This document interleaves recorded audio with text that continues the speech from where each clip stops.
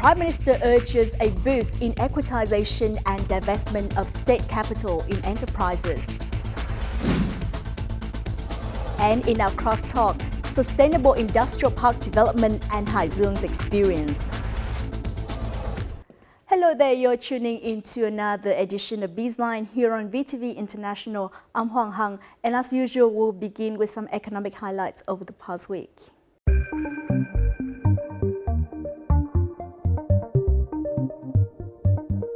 On January the 5th, Prime Minister Nguyễn Xuân Phúc signed a directive promoting restructuring, equitizing and divesting of state capital in all businesses. Accordingly, relative agents must complete restructuring plans for enterprises under their management before January the 15th. In cases of adjustment, agents must report to the Ministry of Planning and Investment for consideration and submit them to the Prime Minister before January the 20th. Where the implementation and divestment for the approved list is not on schedule, cases must be transferred to the State Capital Investment Corporation before March the 31st to organize divestment according to regulations. Banks are urged to join hands with police and local authorities to eliminate illegal lending, stated Prime Minister Nguyễn Xuân Phúc at a conference for the banking sector on January the 9th. At the event, the Prime Minister highly valued the banking sector for solving $39 million bad debt in 2018. However, he pointed out the alarming issue of illegal lending, which is threatening the life of many people as well as the business of banks. The Vietnam Bank for Agriculture and Rural Development and the Vietnam Bank for Social Policy play an important role in solving this problem. The Ministry of Finance has issued new securities-related service regulations for trading organizations and commercial banks doing business in Vietnam's stock market. Overall, the maximum service prices remain unchanged. However, the new regulation adds charges in the derivatives market. For the services not prescribed in the circular, securities trading companies and commercial banks may themselves decide the prices for their services, but must comply with the law on pricing and relevant laws. Prices of securities-related services are not subject to value-added tax. Providers of services must clearly announce prices of their services. The new regulation takes effect on February the 15th this year. The volume of non-cash payments in Vietnam is rising, but measures are still needed to promote point of sales or POS and QR payment. Under a resolution released last week, the government required the State Bank of Vietnam to report on a project exploring depositing cash into electronic wallets without bank payment accounts. All commercial banks and payment intermediary providers must also apply QR code standards before the third quarter of this year. The State Bank of Vietnam was also instructed to coordinate with the Ministry of Finance to publicize details of the types of transactions subject to bank payment. It must also propose amendments to regulations aimed at encouraging non-cash payments in real estate transactions. The Comprehensive and Progressive Agreement for Trans-Pacific Partnership or CPTPP is expected to help raise Vietnam's gross domestic product or GDP by 1.3%. This is according to a representative from the Ministry of Planning and Investment. The number may even amount to 2.1% if there are more open policies for services.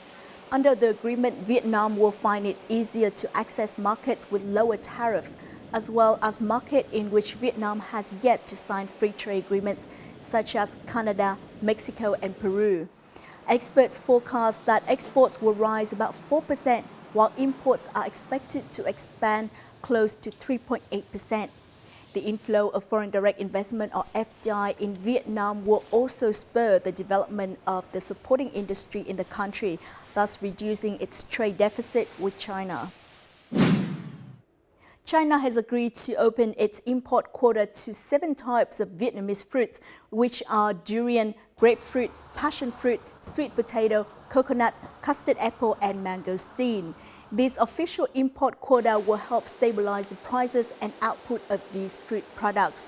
For example, Vietnamese durian currently sells for $1 to $2 per kilogram in small volumes. Following the official export to China, the new price will be 2 to 3 times higher. In return, China will implement stricter measures for product quality.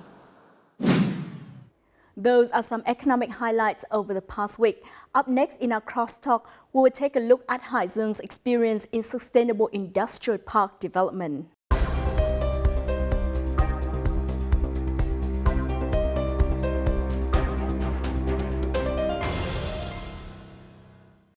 Located in the northern key economic zone, Hải Dương province has played a vital role in the Red River Delta's economic development. With a goal to become an industrialized locality by 2025, the province has been promoting its industry sector. According to the Provincial Party Committee resolution, industrial park development plays as a breakthrough to foster the progress of its economic restructure to increase the proportion of the industry sector. Therefore, one of its focuses is to sustainably develop industrial parks through attracting more investments into high-tech and environmental-friendly projects. So what strategy has Hải Dương taken for sustainable industrial park development?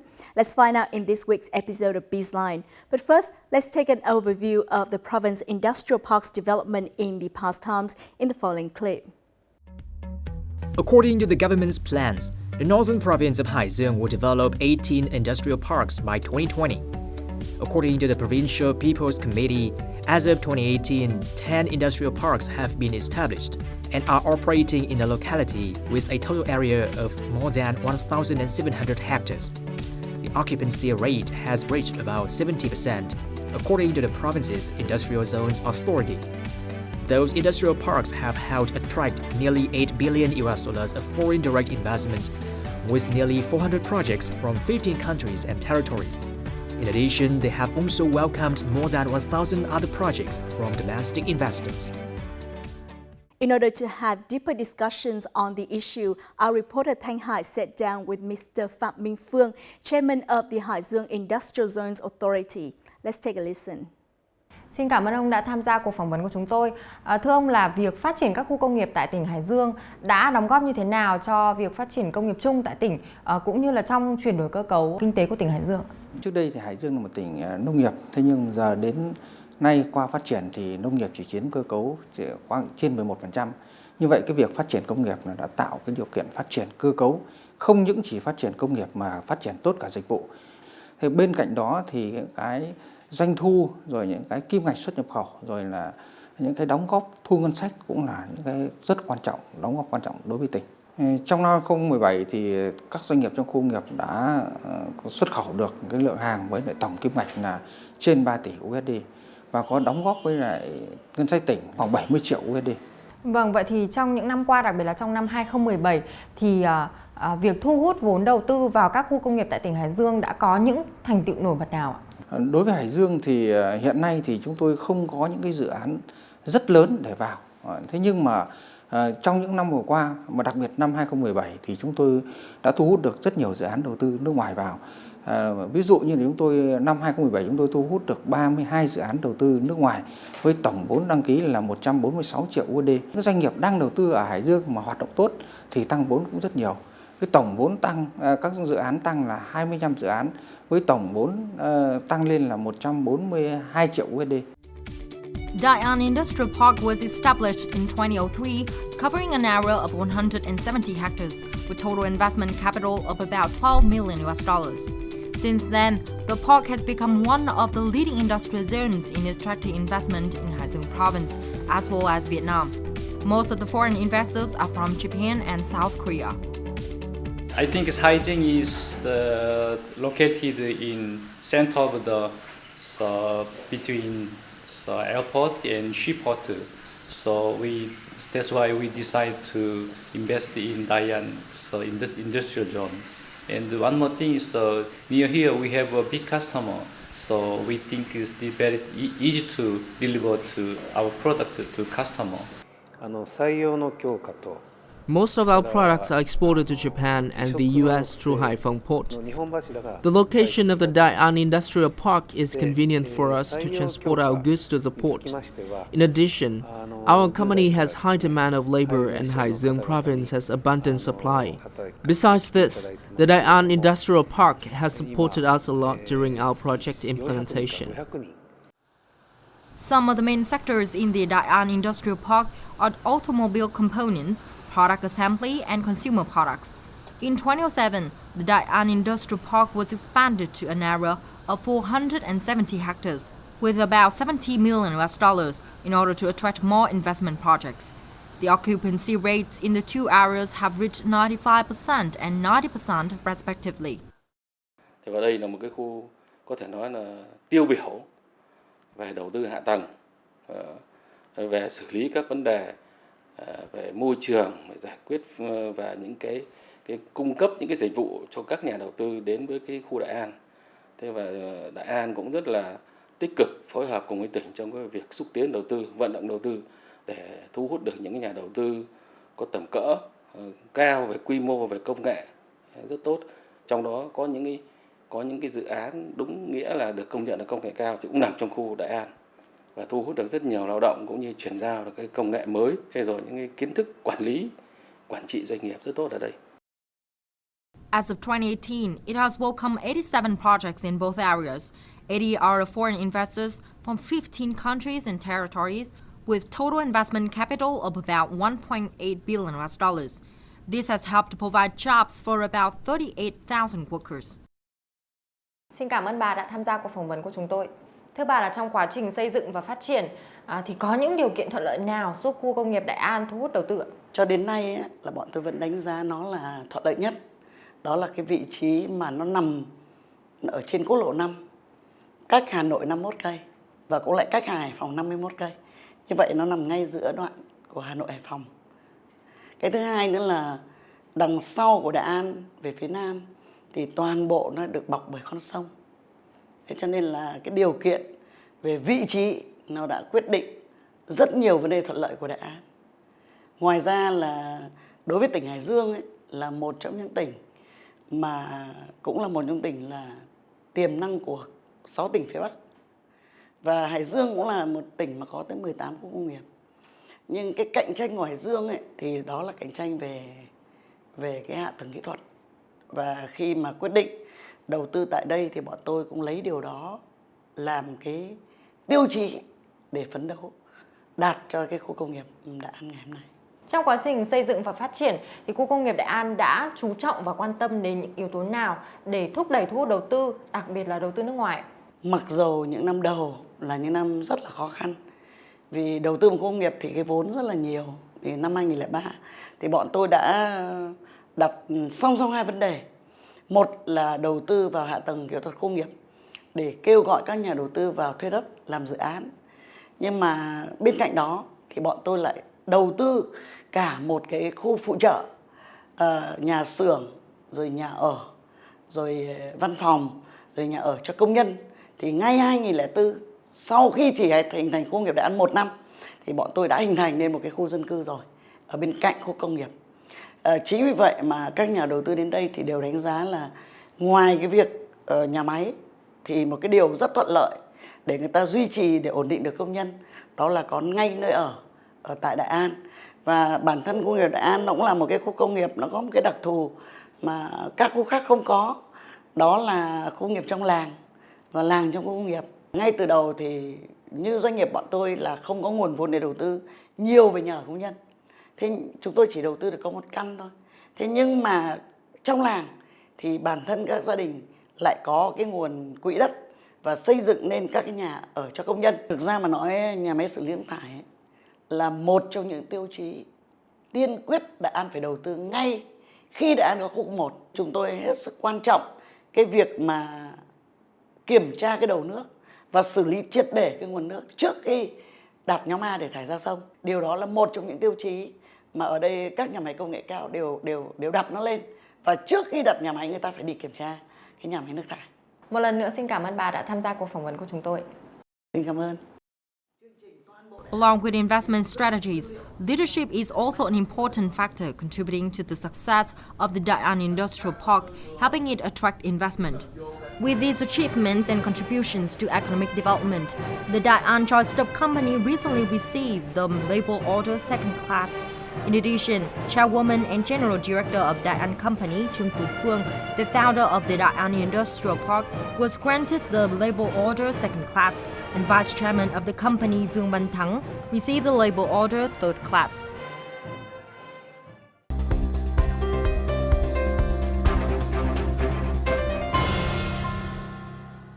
Qua những con số về thu hút đầu tư thì theo ông, đâu là những yếu tố giúp khu công nghiệp Đại An thu hút được nhiều vốn đầu tư từ các doanh nghiệp trong và ngoài nước trong thời gian qua? Đối với khu công nghiệp Đại An thì chúng tôi luôn đánh giá đến một khu công nghiệp kiểu mẫu. Thứ nhất là khu công nghiệp đã xây dựng được với một cái mô hình rất tốt, vừa sản xuất công nghiệp nhưng mà lại gắn với lại những cái khu dân cư bên cạnh để tạo cái sự thông thoáng. Thứ hai nữa là khu công nghiệp Đại An được quy hoạch và được xây dựng với một chất lượng rất cao và rất là đẹp và theo đúng cái quy chuẩn của quốc gia. Bên cạnh đó thì khu công nghiệp Đại An là có một cái đội ngũ cán bộ công nhân viên và lãnh đạo rất chuyên nghiệp, cho nên đã phát triển rất tốt cái khâu mà thu hút đầu tư, mà đặc biệt là năm 2017 là Đại An là đứng đầu trong các khu công nghiệp trong việc thu hút đầu tư nước ngoài, mà đặc biệt là thu hút đầu tư từ Hàn Quốc để mà có thể gây được uy tín, tạo được uy tín đối với các nhà đầu tư. Đấy là thứ nhất là việc hạ tầng của anh phải được xây dựng một cái đồng bộ, đầy đủ. Cái thứ hai nữa là công tác thu hút đầu tư cũng phải được quan tâm đúng mức. Và cái thứ ba nữa là cái hỗ trợ các doanh nghiệp trong quá trình từ khi người ta tìm vào tìm hiểu đến khi người ta triển khai đầu tư, thì chúng tôi luôn đánh giá cao công ty Đại An. Thứ nhất là công ty Đại An là đã có cái hệ thống hạ tầng rất là đồng bộ và rất đảm bảo để cho nhà đầu tư. Thứ hai nữa là công tác xúc tiến thì công ty Đại An luôn rất chủ động. Và cái thứ ba mà Đại An rất mạnh đấy là cái việc hỗ trợ, cái dịch vụ hỗ trợ cho các doanh nghiệp đầu tư nước ngoài. Khi có doanh nghiệp vào thì thông thường thì Đại An là hỗ trợ các doanh nghiệp trong những bước đầu. Thứ nhất là làm các thủ tục để về đầu tư, về thành lập doanh nghiệp. Và khi doanh nghiệp vào hoạt động gặp bất cứ khó khăn gì thì Đại An cũng rất chủ động trong việc hỗ trợ và giúp đỡ doanh nghiệp để giải quyết tất cả khó khăn phát sinh trong quá trình triển khai dự án. Và Đại An là một trong những doanh nghiệp là chủ đầu tư hạ tầng nhưng có phối hợp rất tốt với cơ quan quản lý nhà nước, đặc biệt với ban quản lý khu công nghiệp chúng tôi trong vấn đề hướng dẫn rồi là trong vấn đề giúp đỡ giải quyết những khó khăn vướng mắc cho các nhà đầu tư. Trong thời gian qua, khu công nghiệp Đại An đã thu hút nhiều dự án trong lĩnh vực công nghệ cao. Vậy thì đây có phải là định hướng chung trong phát triển công nghiệp tại tỉnh Hải Dương hay không ạ? Việt Nam chúng ta là cái phát triển công nghiệp nó cũng đến một cái giai đoạn phát triển tương đối tốt. Thế cho nên vấn đề hiện nay chúng ta là không phát triển đại trà nữa mà chúng ta tập trung vào lựa chọn và phát triển những ngành nghề mà chúng ta quan tâm, và đặc biệt là những ngành nghề công nghệ cao. Đó là cái chủ trương chung của toàn tỉnh Hải Dương, được sự chỉ đạo của tỉnh ủy, hội đồng nhân dân và ủy ban tỉnh Hải Dương cũng như là của các ban ngành, thì chúng tôi tập trung vào là thứ nhất là rất ưu tiên kêu gọi chúng tôi xây dựng cái danh mục các dự án kêu gọi đầu tư, và trong đó chúng tôi đặc biệt ưu tiên những dự án công nghệ cao có cái công nghệ hiện đại. The Đại An Industrial Park is among industrial zones which attract the biggest number of high-tech projects, especially in producing electronic components and devices in Hải Dương province. Cafico Vietnam is an FDI firm with investment from the Hyundai Group of South Korea. The company produces electronic components for automobiles. In January 2018, it increased its investment capital by $120 million for the third phase, becoming the largest expanded project in Vietnam in the period. Significantly, 3/4 of the capital was poured into technologies. The park has a good location and good infrastructure system including water, electricity and waste treatment systems. During the process of implementing the two primary phases of our projects, we received much support from both the infrastructure provider and provincial authorities. In addition to favorable locations and good quality infrastructure, the labor force and the business environment in Hải Dương province are also regarded as important factors to foreign investors. The Hải Dương government supports us very big benefit to investing, right? So environment is good, and then because it's easy to hire the worker, and then so I was the main step. So it's very manpower is very enough, and then so manpower is very high level. So we can choose some the worker. The benefit is good. So for example, CIT is free 2 years, and then 4 years 50% is so we can just pay. Nhiều năm chúng tôi cũng cố gắng vừa là tự địa phương đào tạo cho người lao động, vừa là phối hợp với các cái chương trình, thế rồi các cái doanh nghiệp lớn nếu có nhu cầu thì cùng với địa phương tuyển chọn đào tạo để đưa vào trong các cái dự án. According to the Master Plan on Industrial Development to 2025 of the province, Hải Dương will focus on some main high-tech products such as electronic components, consumer electronic devices, office electronic equipment, communication devices, and industrial electronic components.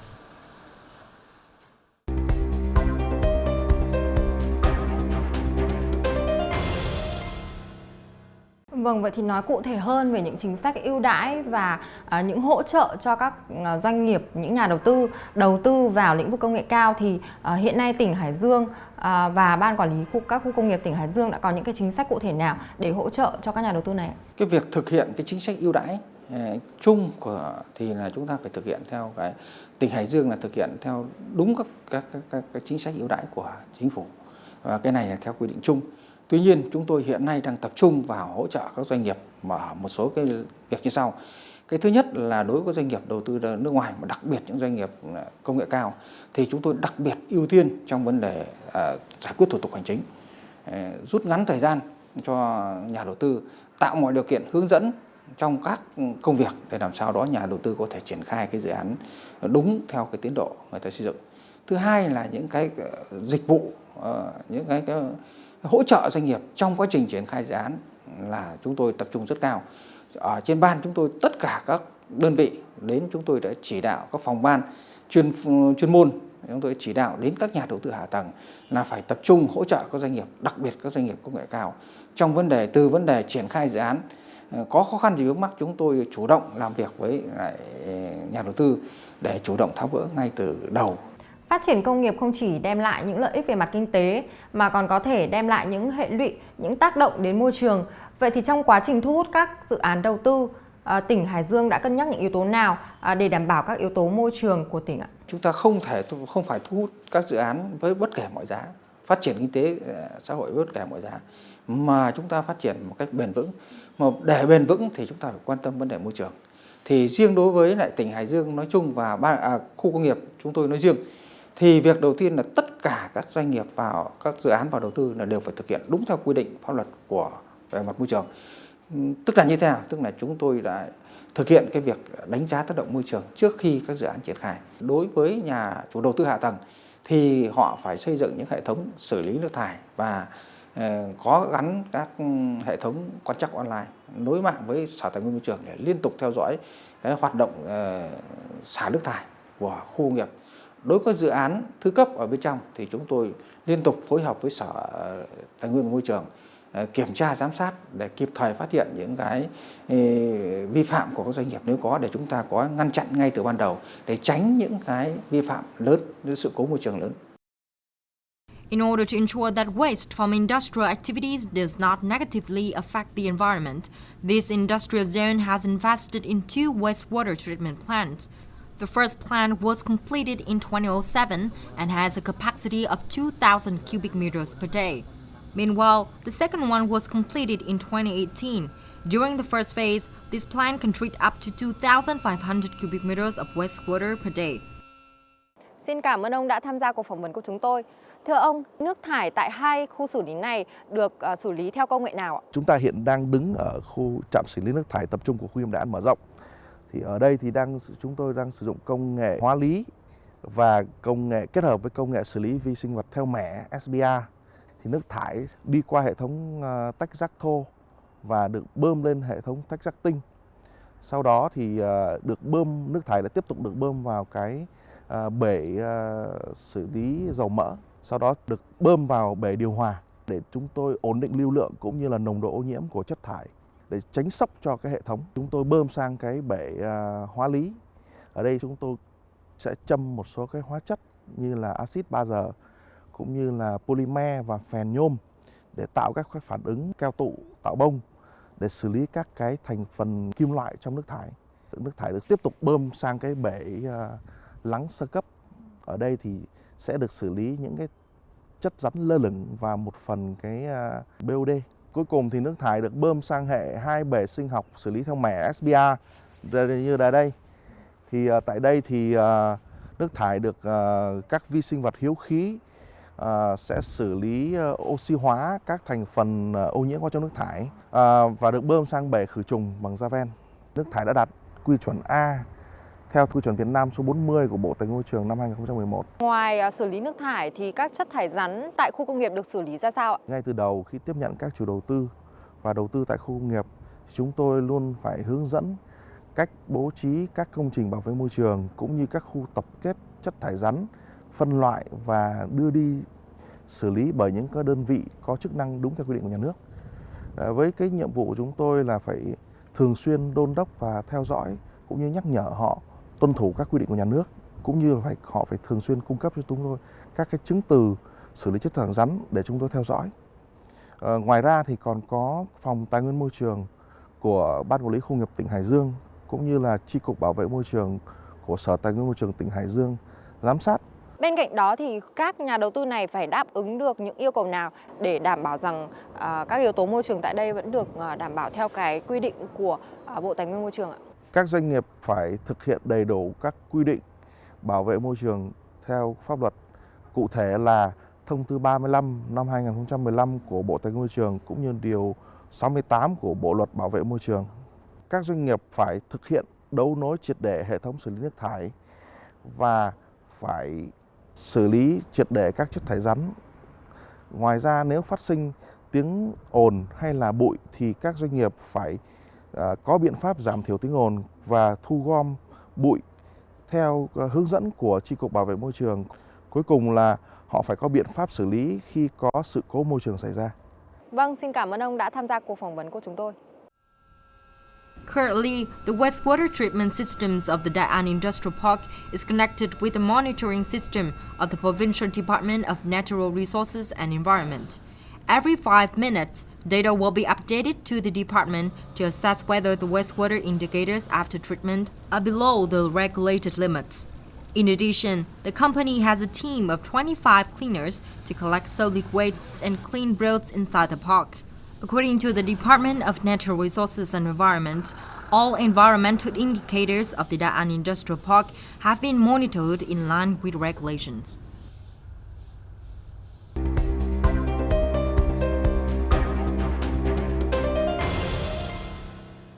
Ngoài việc thu hút vốn đầu tư vào lĩnh vực công nghệ cao cũng như đảm bảo các yếu tố môi trường, tỉnh Hải Dương có định hướng như thế nào để phát triển công nghiệp bền vững hơn ạ? Tỉnh đã có một cái danh mục các dự án mà khuyến khích kêu gọi đầu tư và những cái ngành nghề mà hạn chế đầu tư.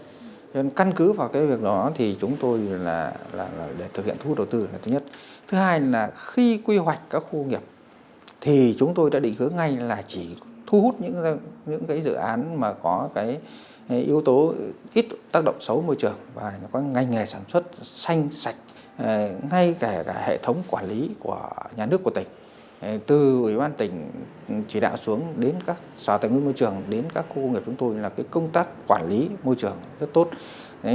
Và chúng tôi cũng nghĩ rằng là có làm tốt cái công tác môi trường thì các khu công nghiệp mới phát triển cái bền vững được. Xin cảm ơn ông đã tham gia cuộc phỏng vấn của chúng tôi. Vâng, xin cảm ơn VTV. According to the province Master Plan on Socio-Economic Development to 2020 with a vision to 2030, Hải Dương aims to promote 18 industrial parks by 2020. It hopes that this can help attract more potential investors into the locality. As such, it can achieve the goal of reaching an annual industrial growth rate of nearly 13% in the next 2 years. This also contributes to increasing the proportion of the industry sector in its economic structure. And that's it for this edition of BizLine. In the meantime, you can always log on to vtv4.vn or youtube.com/vtv4go for more news and updates. Thanks for tuning in, and until next time.